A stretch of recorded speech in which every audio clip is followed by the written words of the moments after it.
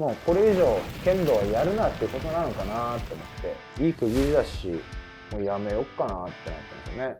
その相手選手には私一生かけても勝てない、キックボクシングっていう超かっこいい看板があって筆文字の、俺はここに行くんだって決めてたんだ。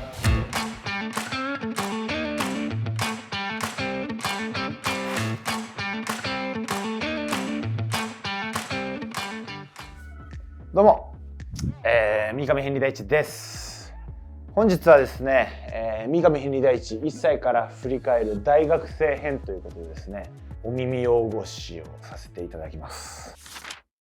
私高校も剣道やってたんですけど、開成期っていう全国規模の大会があって、そこで、3位に入ったんですね。あとは春の選抜大会も全国出て、でインターハイも一応出ててっていうのもあって、いろんな大学から推薦みたいなのが来てたんですね。でも格闘技やりたかったんで、剣道はもう高校までかなと思ってたんですね。進路相談の時に、いやもう大学では剣道をやめて格闘技やりたいですっていうのを古川先生に伝えたら、お叱りを受けて、ではいっていうことで2つ返事で剣道やりますってなって、一番先生と警察官から逃れられる大学はどこかなって考えた時に中央大学だったんですよ。格闘技やりたいっていうのは気持ちとして本当にあったんで、先生と警察官にだけはなりたくないっていうことで、東海大学は東海の系列だし、教員免許を取ってとかになるし、で国士舘はもうね言わずもがな体育系の学校だしっていうのがあったんで、中央大学だったら割と世間でもネームバリューがあるから、潰しは効くかなみたいな、ちょっと横島な思いですよね。その当時ね、あんまり大学剣道あんま詳しくなくて、中央大学がまさか国士舘とインカレ全国優勝最多タイだって知らなかったんですよ。先輩で安藤翔先輩っていうのがいるんですけども、私が高校1年生の時に教育実習にいらしてたんですね。その人国士舘だったんで、国士舘大学の4年生だったんです。国士舘大学って強いんだと思って、先生は個人も団体もとりあえず優勝してたんですよ。めちゃくちゃ強くて、で今では国士舘の教員をやられてるんですけど、監督やられてるんですけど、だから国士舘が強いってのは知ってたんです。他の力関係みたいなのは分かんなくて、そしたら中央大学が強いっていうことを決めた後に知って、マジかってなったんですね。また剣道漬けになるのかみたいな。でも中央大学行くって決めてからやるからにはやっぱ自分が納得した形で行きたいと思ったんですね。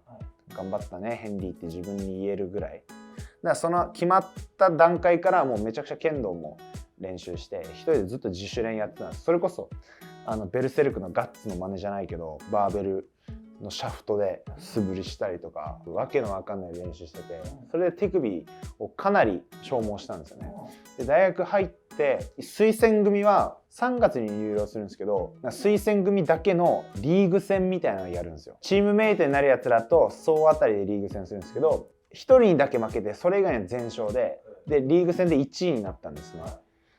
それがあって結構期待されてて、で自分もちょっとモチベーションなの、俺1位だわ、やったみたいな、頑張ればいけるわと思って、でモチベーションも高かったんですげえ練習してたんですけど、手首がもうダメになっちゃって、それ手首手術したんですよね。1年生ながらインカレ大学生の全国大会ですね、メンバーとかも狙ってたんで怪我で出れない、なんかもうこれ潮時なのかなみたいな、もうこれ以上剣道はやるなっていうことなのかなと思って、一回監督にいやもう本当やめたいですって伝えたんですよね。全治も1年近くかかるって言われて、それ結果的にはかなり短縮して半年ぐらいで完治したんですよね。結果的には良かったんですけど、やめると思ったんですね自分なので。でもその止められて、監督にお前は剣道から逃げたいだけだろみたいな言われて、いやそういうわけじゃねえしなみたいな、ちょっと腹立ったんだよねいやそういうわけじゃねえっていうのを証明させるために、じゃああえてやってやるよみたいな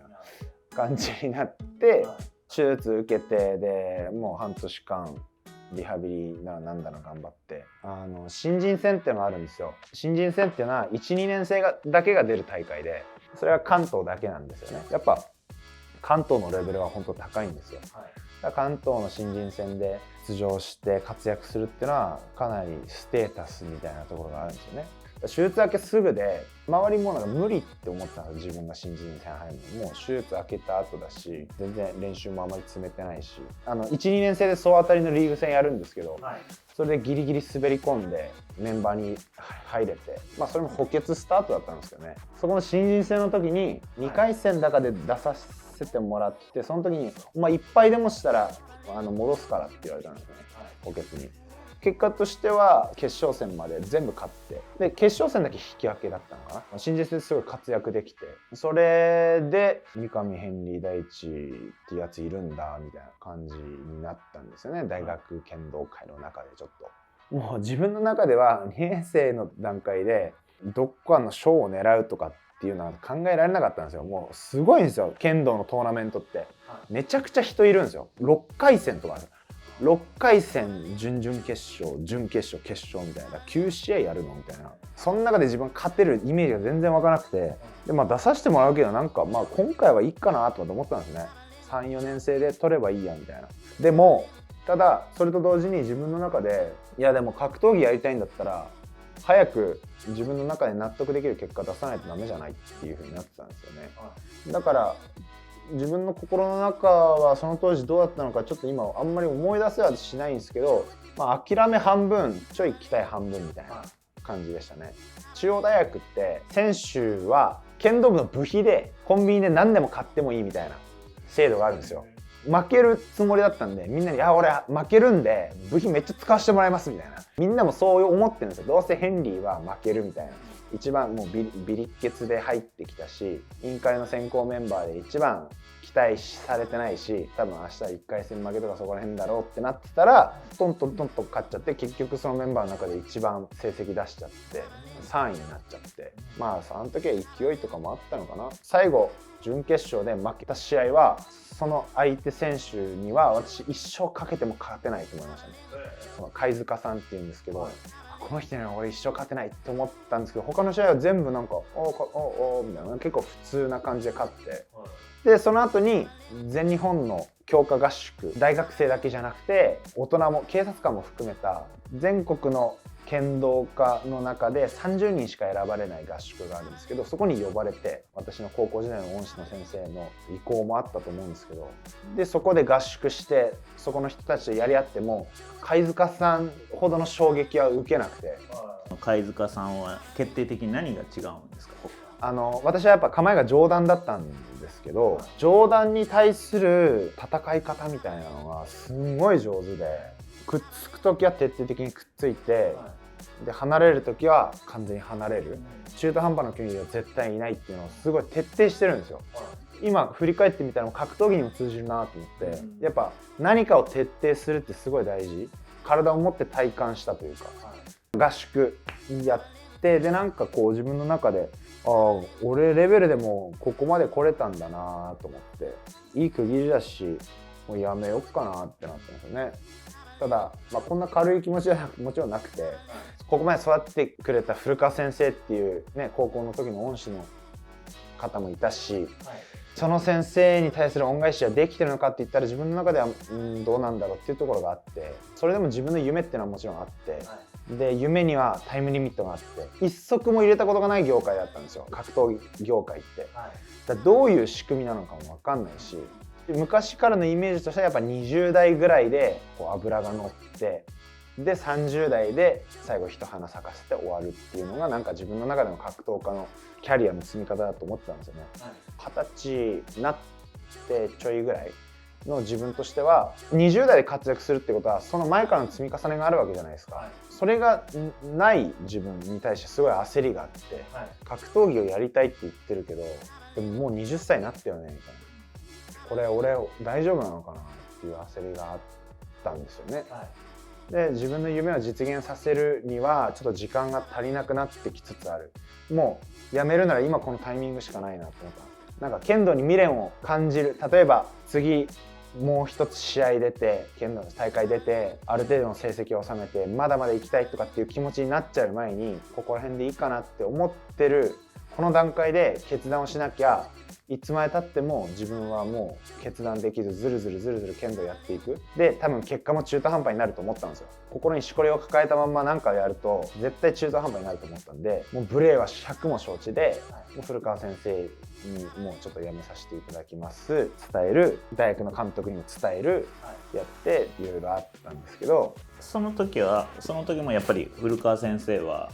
いやその時は古川先生はもう怒らなかったですね。でもお前は決めたんなら精進しなさい、努力してちゃんと一番目指して頑張れみたいなことは最後はちゃんと言ってくれて、いや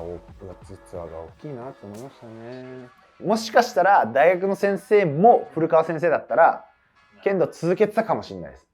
おそらくね。一応体育会系の大学なんで、寮もすごくて10畳に8人なんですよ、雑魚寝で。1畳につき1人で4年生だけ2畳使えるみたいな感じの、汚くてもう昔の病院の施設使ってるもんだから施設も古いしっていう感じの寮なんで、まあいろいろその規則とかもあったんですよね、その当時は。1年生は一番下だし、2年生はその上から言われることと1年生に対して指導しなきゃいけないことの板挟みで、1、2年生が一番苦労するって言われて、で3年生になってからやっと人間になれるみたいなところがあって、4年生神みたいな、そういう世界なんで、その2年生で辞めちゃうっていうのが周りからなんかもったいなくねみたいな、3年生まで一応やってみようやみたいなっていう話もあったんですよね。もう美味しい、お前水吸わずに帰るんかみたいなことを言われたんですけど、その当時の自分は別にそれに対して何もこう魅力は感じてなくて、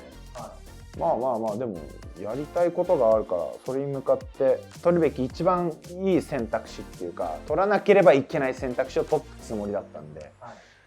だからそこら辺からちょっと自分の中での人生に対する向き合い方が他とはちょっと違うのかなっていうのはちょっと感じてました。なんかしっかり将来を考えてるっていうか、2年生の段階でみんなふんわりしてたんですよね。何になりたいかとかって明確じゃなかったし、でも私はいや格闘家になりたいから剣道部を辞めなければいけない。でもそれもったいないじゃんっていう、何がっていう、その後の長い人生のこと考えたら、そんなだらけた 3,4 年生過ごすぐらいだったらもうバイトしながら、単位とかも剣道部のコネみたいなの使えないんで全部勉強してで取って卒業みたいな感じになるんですよね、その上でキックの練習してとかね、やりながらやってったんですけど、自分がすごいしっかりしてたとかっていうことを言いたいわけじゃなくて、その時を楽しむっていうのはもちろん大事で、 3,4 年生の思い出っていうのはすごいいいと思うんですよ。現に私の代で優勝してますからね、インカレで。私が出場したインカレも団体戦決勝まで行くんですけど、決勝で私外されるんですよね。そこで負けるんですよ。だから私出場せずに負けて、でなんかそこでもすごい歯がゆい思いをしてたりとかするん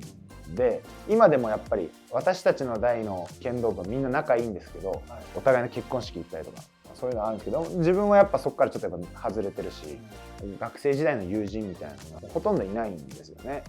等価交換じゃないけど、それによって自分の人生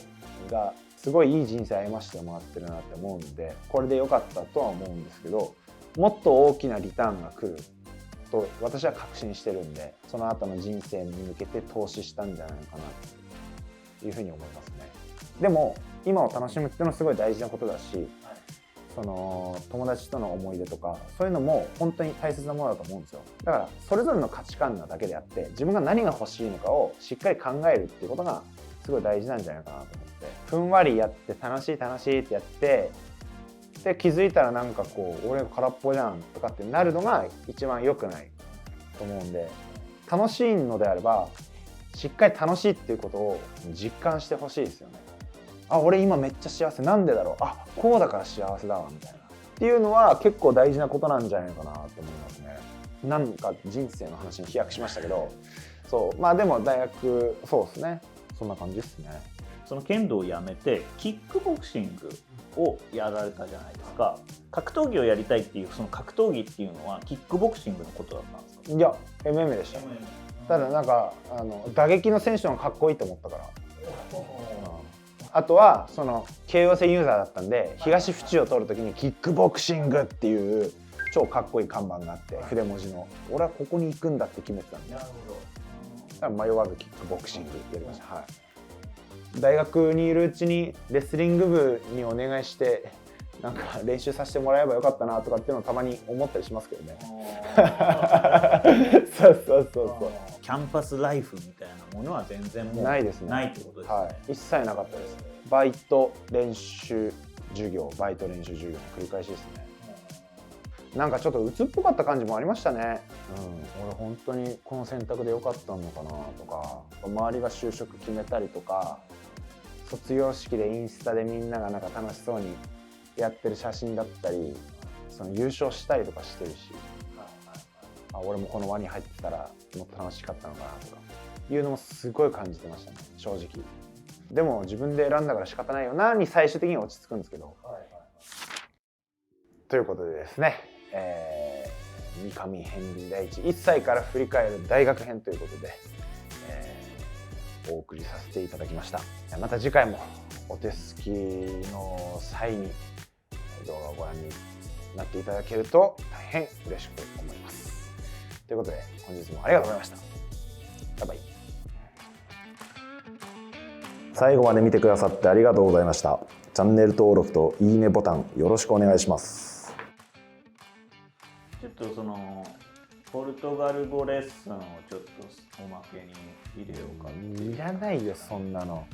恥ずかしいよそんなの。やめてよ。